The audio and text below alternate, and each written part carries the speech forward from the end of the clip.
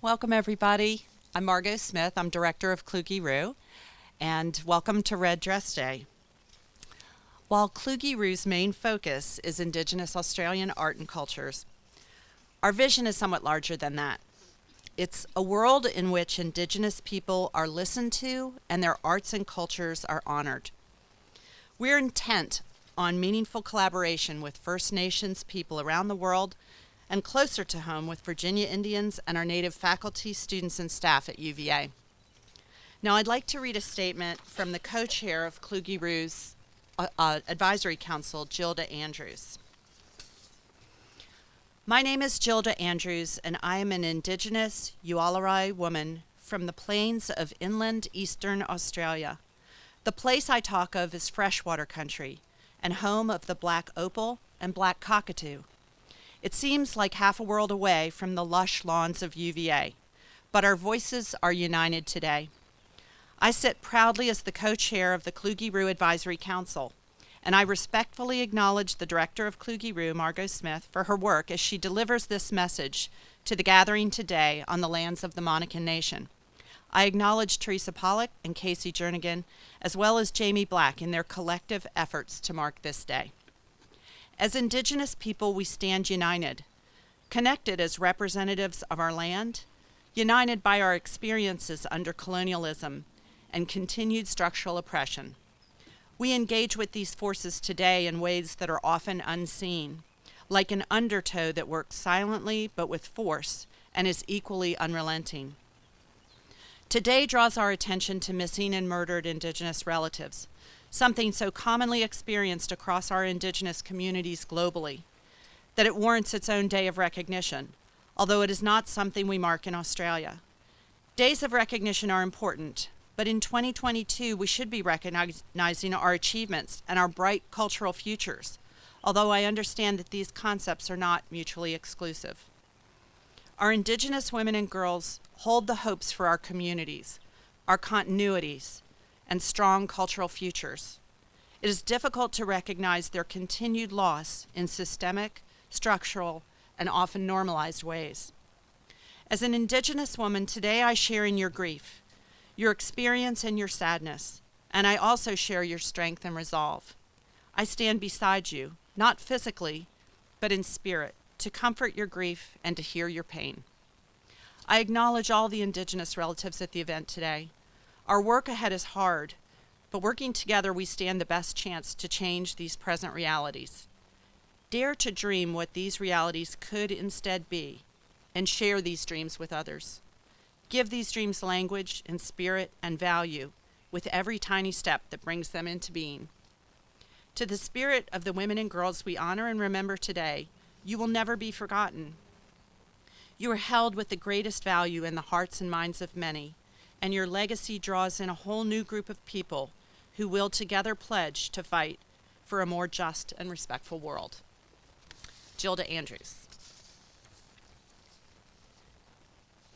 So we're here today to draw attention to a serious subject, and I appreciate your willingness to travel this difficult road with us to learn more about missing and murdered Indigenous relatives. I want to thank the many people who contributed to this effort. Canadian artist Jamie Black, who is of Anishinaabe and Finnish descent and started the Red Dress Project in 2010, who's given us permission to do this installation. Our speakers, Kasey Jernigan and Teresa Pollock. Members of the Native and Indigenous Relations community at UVA, especially Allison Bigelow, Catherine Walden, Heidi Nichols, Lauren Simpkins, and Mary and Mike Wilson. Contributors of Red Dresses, again, Allison Bigelow, Eve Danziger, Teresa Pollock, Beverly Riddell, my sister, thrift shop maven, Lauren Simpkins, and a few others.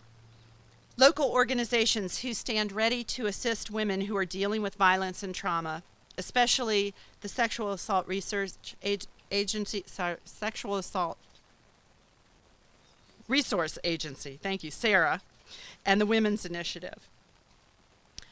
Our sponsors, the Andrew W. Mellon Foundation and the Vice Provost for the Arts at UVA. Kluge-Ruhe staff and volunteers, Aaliyah Cotton, Joan Kindig, Henry Scarrett, and Betsy Tucker. And now please welcome Teresa Pollock, who will welcome us to Monacan country and introduce our speaker. Thank you.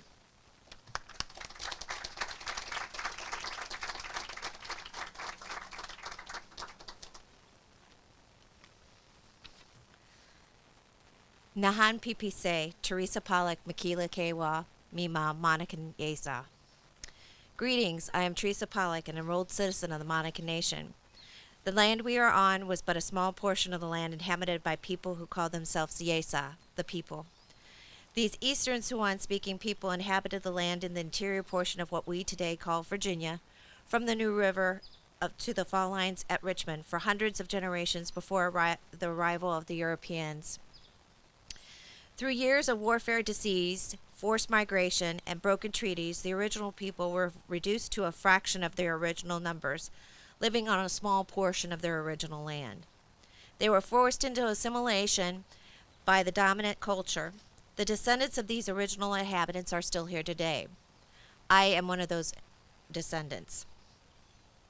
We are known as Monacan, and we understand that the land is the people and the people is the land, and are not strangers on any of that is considered our territory.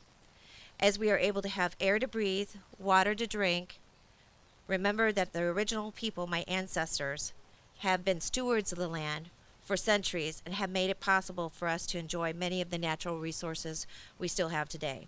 Today, pay respect and give honor to my people, the Monacan Nation, and my ancestors. I am lucky. I work with a wonderful group of people that I've met with working for the University of Virginia on many of the different programs and committees. I have made lasting connections and blessed to be here and to be seen. As many of my Native sisters have not been or were afforded this privilege, we are frequently invisible. Today it is my honor to introduce a fellow Native woman, Kasey Jernigan. She is a citizen of the Choctaw Nation of Oklahoma and an assistant professor in the departments of the American Studies and Anthropology. Her works linked historical trauma with contemporary structural of violence to make sense in the disparity of health outcomes among Indigenous people. This is very important work. She also teaches courses on the Native American Indigenous Studies that address what the topic here today, the MMIR, the missing and murdered Indigenous relatives, settler colonialism, and land-based health. Please give a hand to Kasey Jernigan.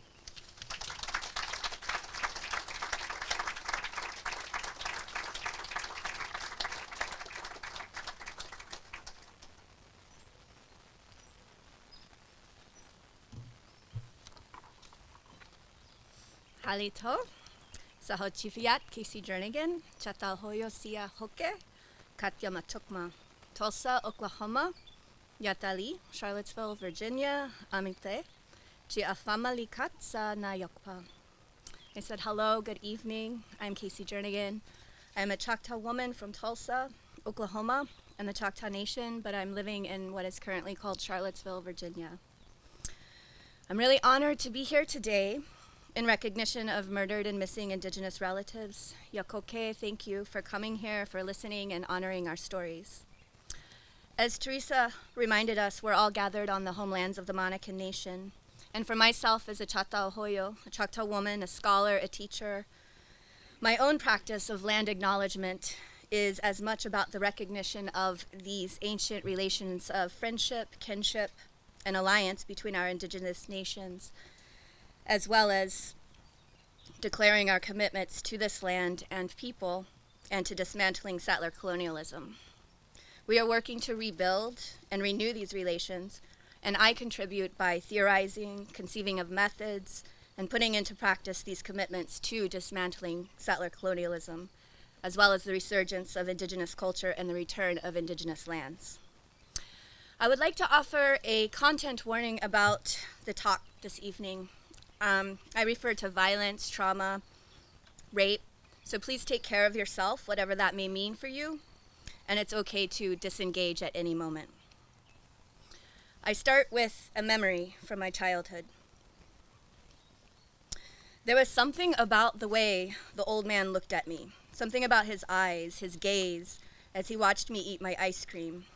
An uncomfortable unknowingness I felt as I tried to shrink into my grandma's arm when he approached me, ran a finger across my face, and spoke past my grandma to me, telling me that I was a real good-looking gal.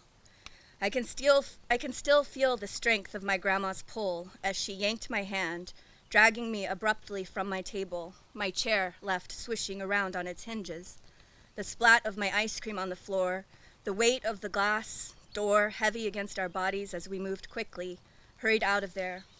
I remember her angry movements as she opened the door to the back seat of her old green car and impatiently urged me to get in fast. I kept accidentally meeting her stony eyes and darting glances in the rearview mirror, the air between us thick with silence, that short car ride home.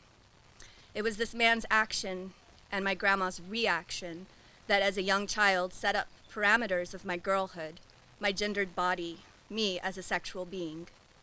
My grandma and I never talked about that day, and we didn't really tell anyone else about what had happened, or what could have happened, or what didn't happen. Only when I became older and that memory visited me did I finally understand the many layers of that situation and how my grandma protected me the best she could, knowing what was possible, knowing what could have been, knowing things in certain ways so that I would never have to know them the same ways. I purposely share this story in opposition to those who would be tempted to degender and derace the experiences of what it means to be an Indigenous woman, girl, trans, or two-spirit person living in the United States, or Canada, or Australia, or any place where settler colonizers have inscribed hierarchy and domination on the bodies of Indigenous peoples through patriarchal gender violence. And the day-to-day experiences of Indigenous girls are not exempt. According to the reports, the numbers are staggering, overwhelming, unthinkable, and even these are conservative estimates. 4 out of 5 Indigenous women experience violence in their lifetime, meaning we grow up in a world where it's only a matter of time before you experience some sort of sexual assault or violence. 1 out of 2 have experienced sexual violence. 1 out of 2 have experienced physical violence by an intimate partner. 1 out of 2 have experienced stalking. Murder is the 3rd leading cause of death among Indigenous women. According to the Department of Justice, the murder rate for women living on reservations is 10 times higher than the national average. In 2016, 5,712 reports of missing Indigenous women and girls were received, though the U.S. Department of Justice's Federal Missing Person Database only logged 116 cases. The youngest was a baby, less than 1 year old, and the oldest was an 83-year-old. This revelation, these statistics, are particularly alarming given that Indigenous peoples of all genders, not just women and girls, comprise only 2% of the overall U.S. population. It would be unwise, dangerous even, to get caught up in the numbers, though. A focus on numbers does a particular kind of work in that it limits the focus of the problem. As Kieran Dillon reminds us, it is vital to remember that these numbers are not just abstract figures or horrific sensationalized stories that appear in news streams or that don't appear at all. Only 1 in 4 missing and murdered Indigenous relatives is reported by mainstream media. Every single one of those numbers corresponds to a life. The statistics are Indigenous girls and women who are integral parts of their communities, human beings who withstood brutal assaults on their bodies and spirits, daughters, mothers, sisters, students, cousins, aunties, friends, and partners whose lives were extinguished in unconscionable ways. This vicious story of elimination, then, casts light on the devastation and collective wreckage endured by so many Indigenous families and communities across Turtle Island who are suffering immense loss and righteously demanding justice for their loved ones and for Indigenous people more broadly. But it also renders a clear, ominous picture of where Indigenous women, girls, trans, and two-spirit people stand in the eyes of the settler colonial state of the United States. As Anishinaabe scholar, writer, and artist Leanne Simpson writes, White supremacy, rape, culture, and the real and symbolic attack on gender and sexual identity and agency are very powerful tools of colonization, of settler colonialism, and capitalism, primarily because they work very efficiently to remove Indigenous peoples from our territories and to prevent reclamation of those territories through mobilization.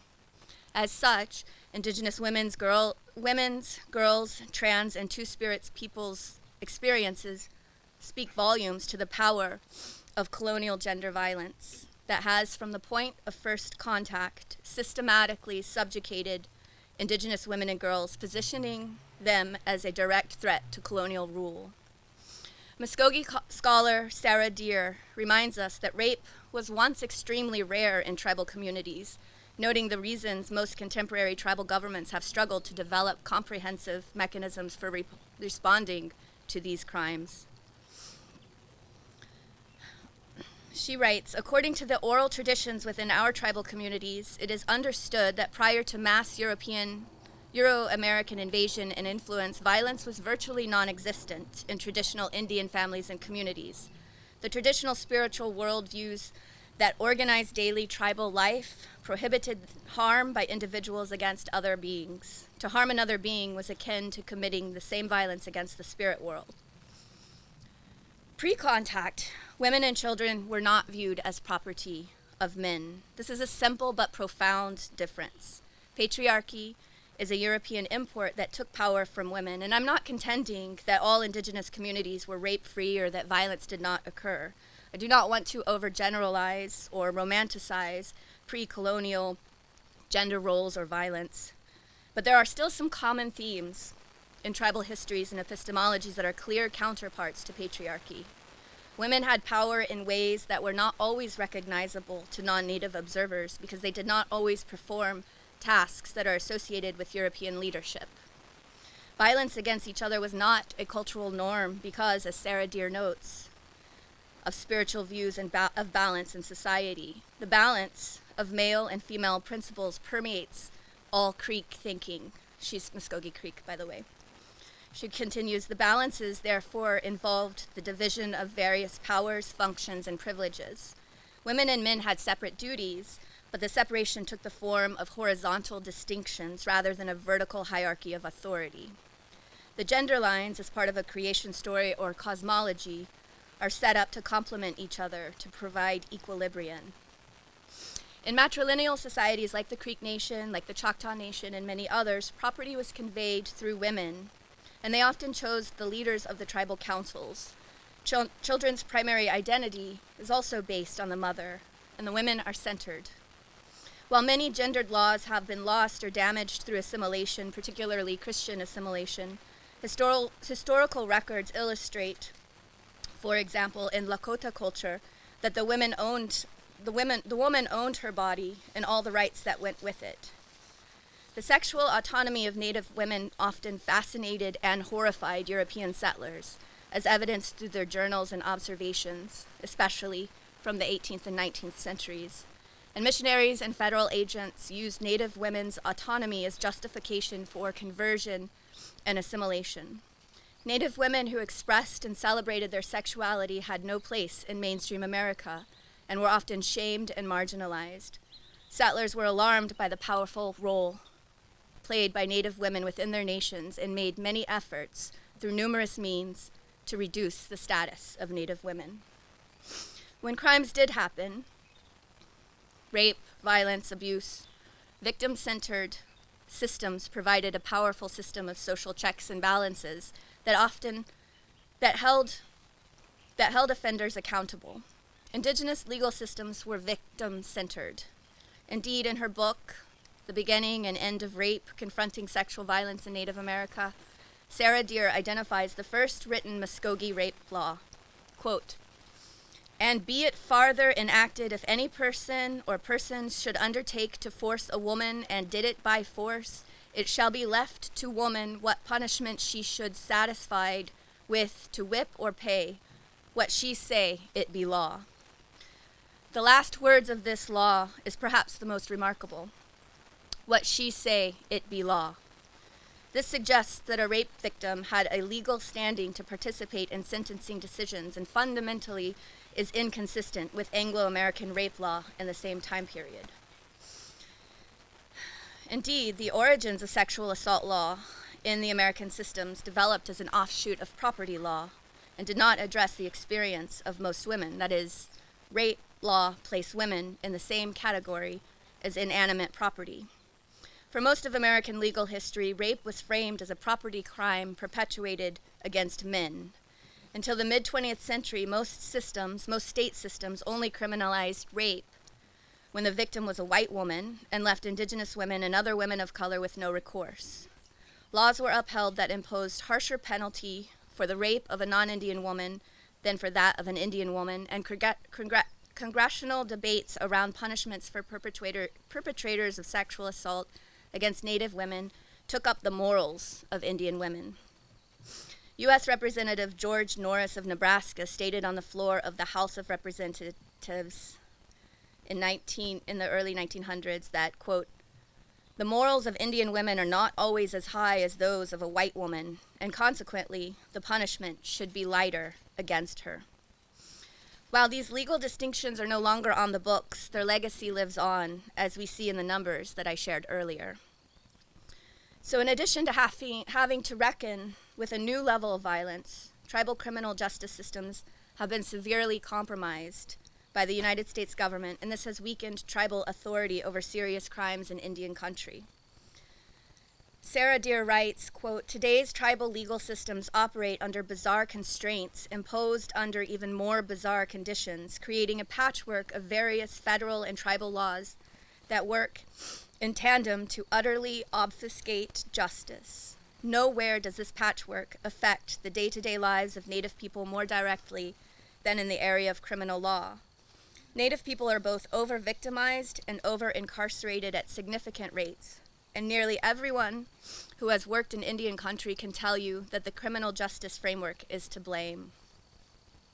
She goes on in her book in chapter 3 to describe a brief history of federal Indian law from Columbus to today's reforms, arguing that understanding the historical context in which federal Indian law developed is critical to any proposal for reform.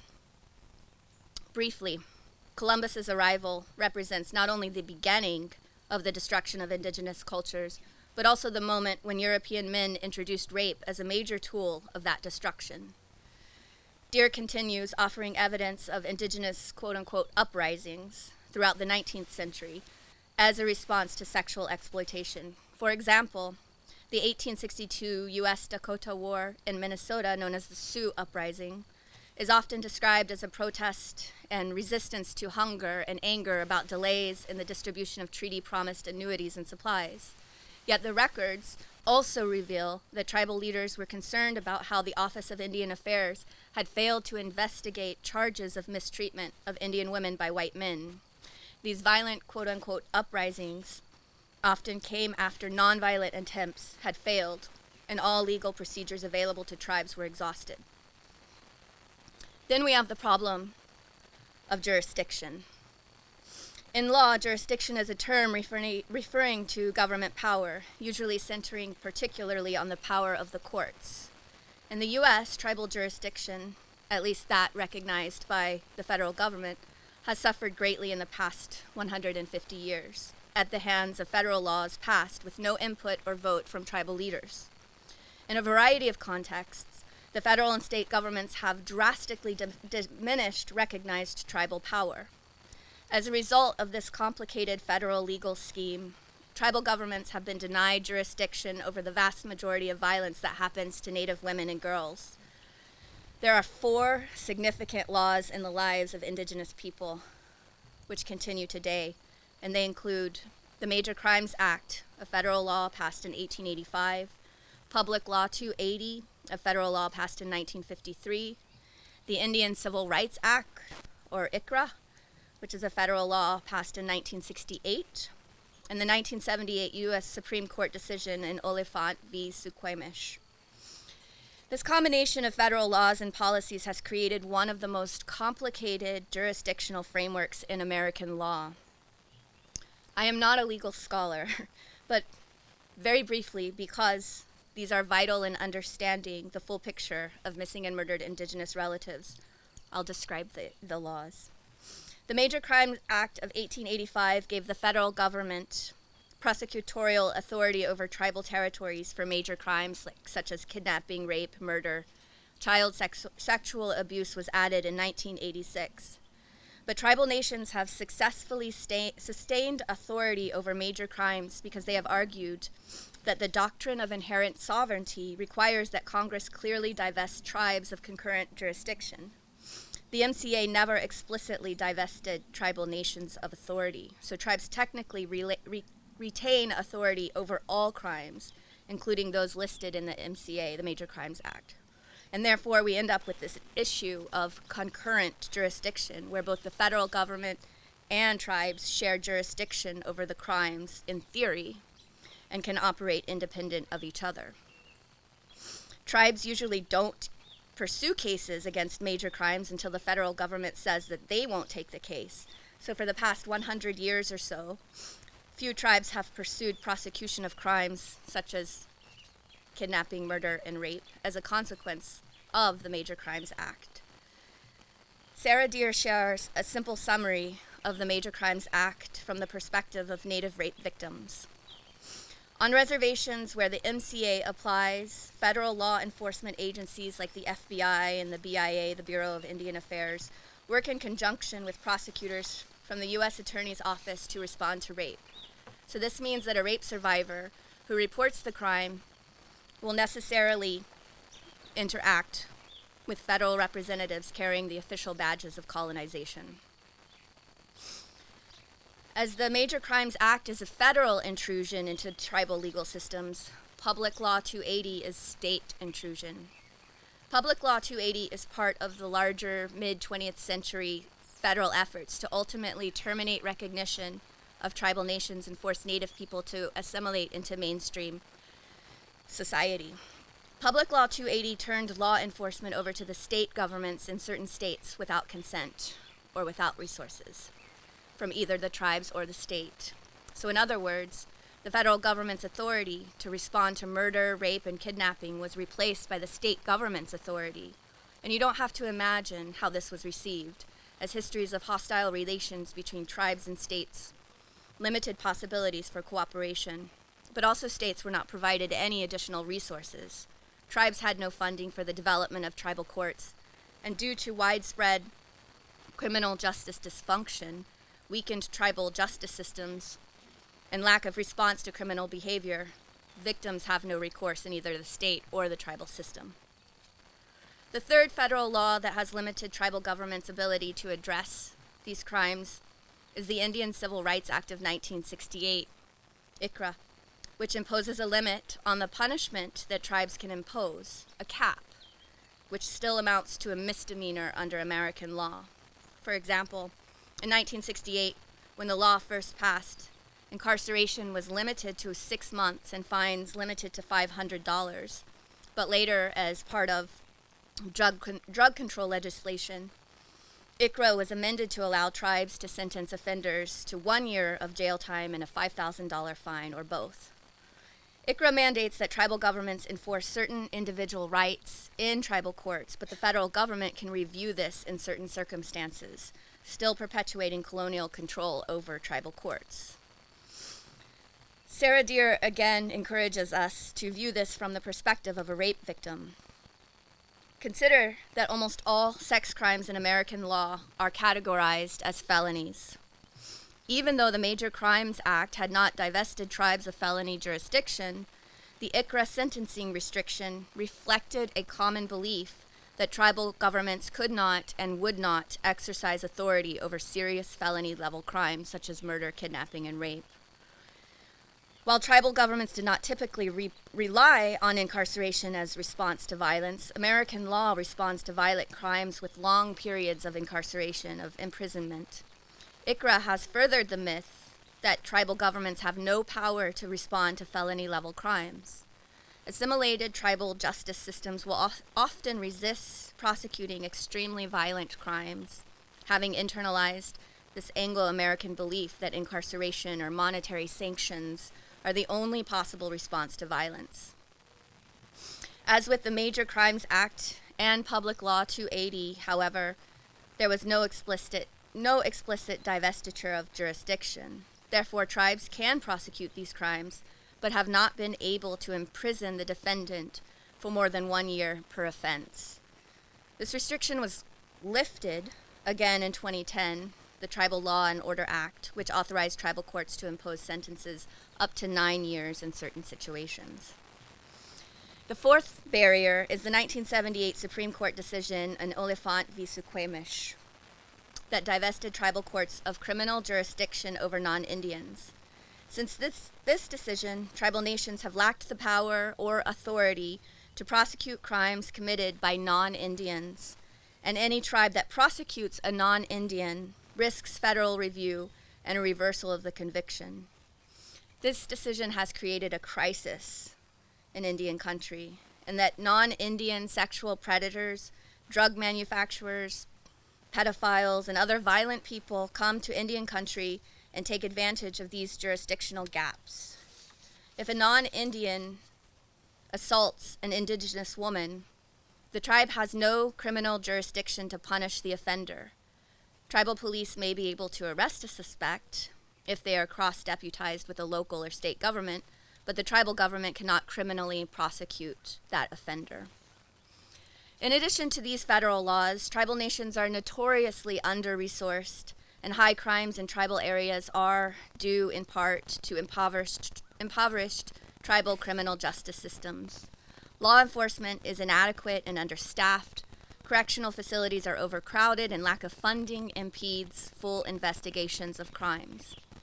Thus, Indigenous women and girls who are victimized live in the reality that their tribal nation lacks strong contemporary laws or persecutorial policies on felony-level criminal behavior. I share this complicated legal landscape because Indigenous women, girls, trans, and two-spirit people continuing to disappear and be murdered then is not a mysterious crime. It is not a mysterious crime problem. The state has actively engaged in ensuring that this continues to happen. These laws are particular forms of colonial state violence targeted at Indigenous people that intertwine with the historiography of a settler state whose nationalist project continues to play out on stolen land. Tracing the linkages between the past and the present brings to the fore how violence, and especially sexual violence, and the simultaneous disempowerment of Indigenous women, girls, trans, and two-spirit people is an integral part of strategies of domination which carry forward to the present day through the foundational violence of the state and its complicity in sanctioning the invisibility of violence against Indigenous women, girls, trans, and two-spirit people. This invisibility works alongside individual acts of violence and reinscribes a dehumanized and racialized other that can be violated at will with little or no consequences. Returning to the story that I shared at the beginning, that day with my grandma. As I got older and learned more about her experiences growing up, stories she carefully curated and shared with me about her life, the more I began to understand the many layers of the settler colonial project and the ways that assimilation has worked personally in my family. How her Indian boarding school experiences not only punished her for being Choctaw, but also punished her for her gender, labeling her body, the female body, as a site of shame to be controlled and disciplined, always already potential victims of sexual aggression and violence. Our bodies bear the consequences of settler colonialism, patriarchy, capitalism, that denies us not only a voice, but also a language, experiences of empowerment and autonomy, and more. Entitlement to desire, pleasure, sexual and reproductive justice, well-being, and the ability to imagine a safe and healthy future for ourselves and our children. So now when I reflect back on that experience I shared with her, I understand why we never talked about it, both of us for different reasons. But her gendered experiences as an Indigenous woman and my equally gendered experiences as an Indigenous girl that day demand that we pay attention to these lived histories and the systems and the structures that maintain exploitation, violence, that sexualize female, trans, and two-spirit bodies of color and deny us our humanity. We can't change what has happened, our lived histories, and many of the consequences, but we can change the structures that constrain us and our well-being. We must. No more stolen sisters. No more missing and murdered Indigenous women, girls, trans, and two-spirit people. No more invisibility of missing and murdered Indigenous relatives. Today, May 5th, we honor, remember, and take action for all of our missing and murdered Indigenous relatives. Yakuki.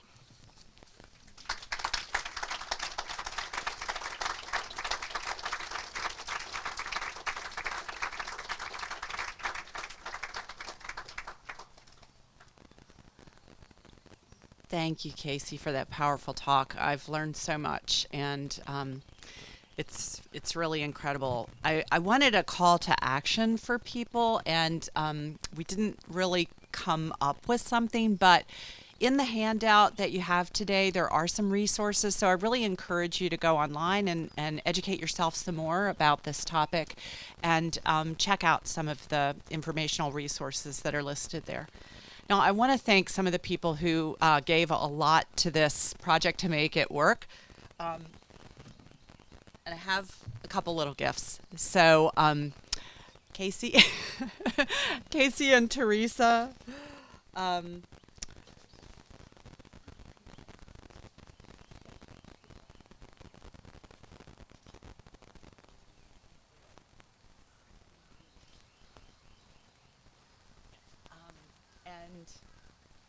Mary Wilson.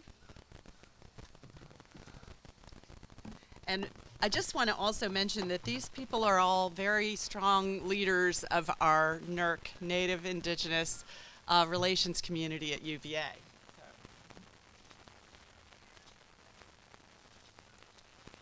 And Allison Bigelow, she's still here? Did she take off? Okay, well, we'll get to her. And Catherine Walden, who keeps us really well organized, and Heidi Nichols, who helped with installation today. You can open them if you want.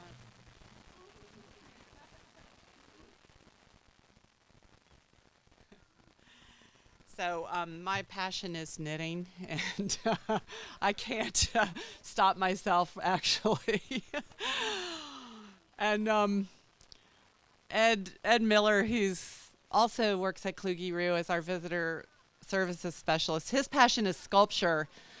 And I actually brought him a little diagram of those hangers, and I said, "Can you make these for me?" So that's what he did last weekend. You know, I mean, it's a token, but it's also something to remember this day by. And we hope that we will be able to offer this event to a larger audience next year at a very at a much more trafficked and notable site on grounds of the university, and we invite you all to be with us when we do that, and hopefully we'll be able to work with the artist Jamie Black to bring the Red Dress Project to UVA. So thank you all so much for coming tonight. We have some food and some non-alcoholic drinks that we're going to bring right out here, and we can all have a nice feed and talk to each other and just be in this beautiful space together. Thank you.